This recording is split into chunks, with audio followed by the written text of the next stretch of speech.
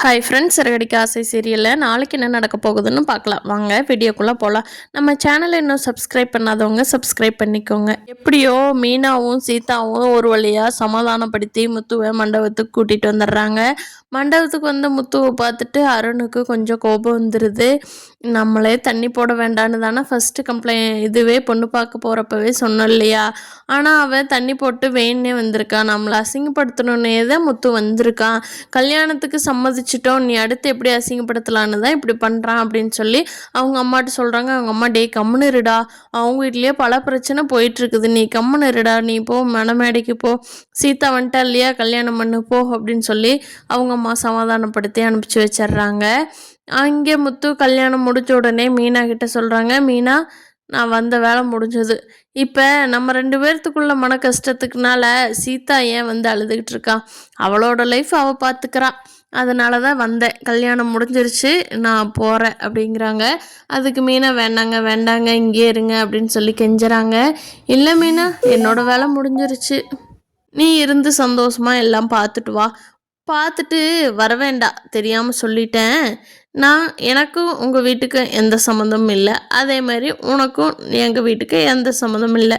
நானும் இனிமேல் இங்கே வரமாட்டேன், யாரையும் சொந்தமாக நினைக்க மாட்டேன். நீயும் அப்படியே இருந்துக்கோ மீனா அப்படின்னு சொல்லிட்டு கிளம்பி போயிடுறாரு. இதை கேட்ட மீனா எவ்வளவோ முத்துட்ட கெஞ்சி பார்த்தோம், அவர் மண்டபத்தில் இருக்காமல் கிளம்பி போயிட்டாரு. மீனா ரொம்ப அழுகிறாங்க. அப்போது முத்துவோட அப்பா தான் வந்து சமாதானப்படுத்துகிறாரு.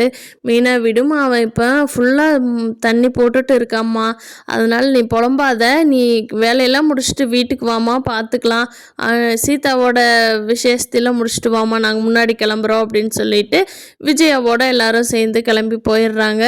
மீனாவும் இங்கே கல்யாண வேலையெல்லாம் முடிஞ்சு எல்லா ரிலேஷன்லாம் போனதுக்கப்புறம் மீனாவும் வீட்டுக்கு கிளம்பி போகிறாங்க.